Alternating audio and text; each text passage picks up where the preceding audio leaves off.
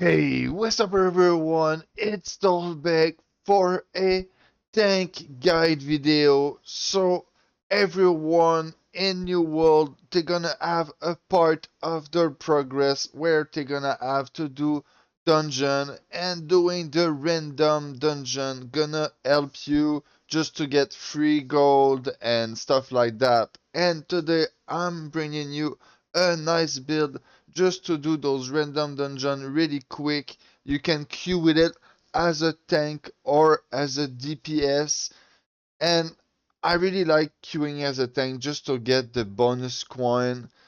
Let's get straight into a nice build. It's a medium tank build. You're gonna be able to speed run the M1 and the regular dungeon into it. Into the dungeon, you're gonna get some piece of the Azot Crystal gear. This is a very good starter that you can use, upgrade, and put some perk that you want on it. There is a light, heavy, and medium set with the same perk. It's like Enchanted Ward, Refreshing, and the third perk, you can change it. And then it's the same thing for the Frigid Down, but the Frigid Down, you get it from one specific dungeon, but you can still craft it with the dense material. And as you can see, you can change the third perk. Instead of Enfeebling Maelstrom, you can put a bunch of shit that can be really nice. And then the applied stuff is amazing. You're gonna get it kinda late game, but still for doing the dungeon, this is very good. You can change the third perk once again. And you see applied have a couple usable piece like this.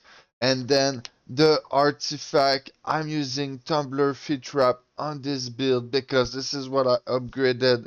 Maybe there could be some other good perk because it's a ace build. Maybe like the winged leather shoes, attuned, no, the feature weight. If you go light. So right now, Tumbler, I feel like it's nice because of the fortified and the empower shrinking heal for a tank. It's perfect.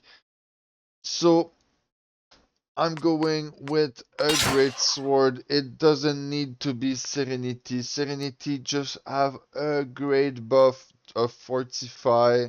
So this is why it's just better. But as you can see, I did it with another great sword before getting Serenity, and it doesn't really matter the perk on it. Just put it on and do it.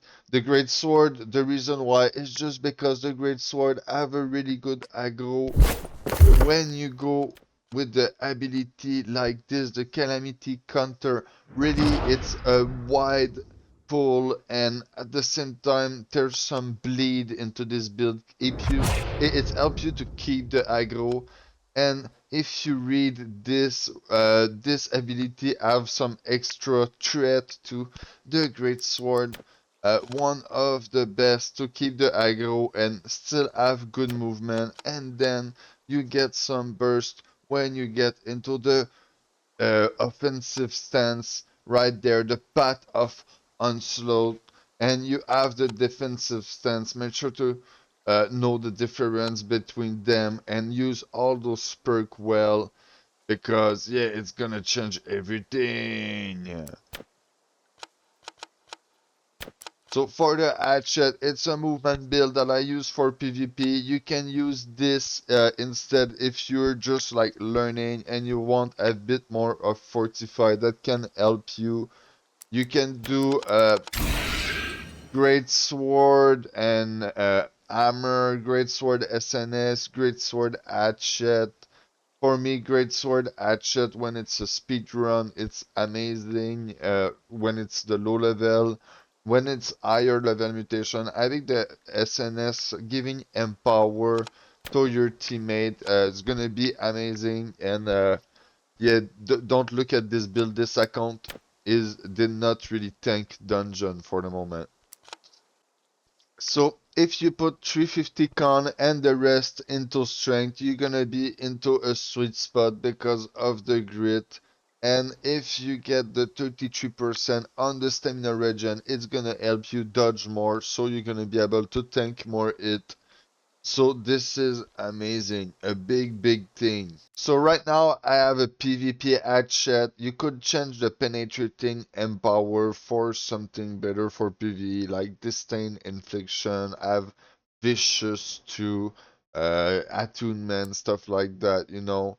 That could be great. Having blood drinker gonna help you to use less potion. I did it without Blundricker. It was great because I was doing more DPS. It was taking less time to do the dungeon, but I had to waste more potion. And you know, time is money, potion is money, so it's your choice with the balance. So if you change a Blood Drinker, you're gonna have to change the earring and the amulet. You know, the earring, I think this is kind of a best in slot. I got lucky with that. And this is not a best in slot, but this is a good all around. I feel like there is better, but I'm not gonna craft it because I don't need it, you know? So having the uplight and upgraded it, you're gonna get different uplight and you're gonna just change the protection on it. And uh, there's a couple low level amulet too that you can change the protection on it just to adapt to whatever you need.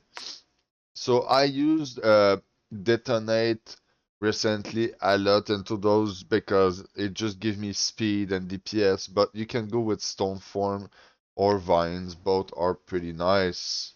This is my favorite build to do speed run in mutation. You can even do it into higher mutation, but I would recommend this more into lower mutation because for your group in higher mutation, you could go with more CC to just help them to survive.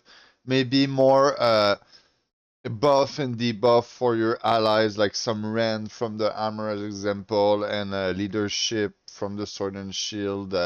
Great sword and sword and shield, like they could pair good too, but yeah, it depends on your group. What's the dungeon? Do you need haste or not? Stuff like that. Thank you so much for watching my channel. I wish you a good day. Peace out.